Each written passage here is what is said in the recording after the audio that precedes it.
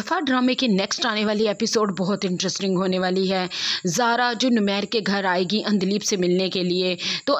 नुमैर की माँ ज़ारा को देखकर बहुत ज़ारा पे गुस्सा करेगी और कहेगी कि मैंने तो तुम्हें देखते हुए, तुम्हारे ख़ानदान को देखते हुए अंदलीब को अपने घर की बहू बनाने का सोचा था, लेकिन मुझे क्या पता था कि वो लोग इस तरह के निकलेंगे। ज़ारा जो नुमैर की माँ के आगे शर्मिंदा भी होगी और साथ ही कहेगी कि आंटी, मैं मानती हूँ कि अंदलीब से बचपने में गलती हो गई, लेकिन वो अंदलीब बुरी लड़की नहीं है, अच्छी लड़की है। उस पर नुमैर की माँ गुस्सा कर, गलती नहीं गुनाह किया है और तुम उसके गुनाह को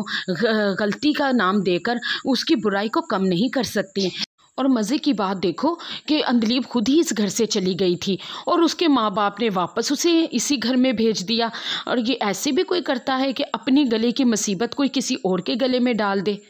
उसी टाइम नुमैर भी वहाँ आ जाएगा और अपनी माँ को ज़ारा पे इस तरह गुस्सा करते हुए देखकर खामोश रहेगा, क्योंकि उसे पता है कि आजकल उसकी माँ अंदलीब को लेकर बहुत गुस्से में है। दूसरी तरफ आप देखेंगे कि ज़ारा जब अंदलीब से मिलेगी तो उसको मोइज़ की माँ का बताएगी कि वो उसके क्लिनिक में आई थी और बता रही थी कि मोइज़ ने भी पिल्स खाने की कोशिश की थी, लेकिन उसकी माँ के पास मोइज़ के अलावा कोई सहारा नहीं, इसलिए उसकी माँ ने मोइज़ को गोलियाँ खाने से रोका। और जब से उसे पता चला है कि तुमने गोलियां खाकर खुदकुशी की है, तब से मोइज़ का बहुत बुरा हाल है और वो अपनी माँ को ही इल्ज़ाम दे रहा है कि उसने उसको खुदकुशी करने से मना किया था। वो अपनी माँ से बिल्कुल भी बात नहीं कर पा रहा, उसकी माँ बहुत तकलीफ़ में है। उस पर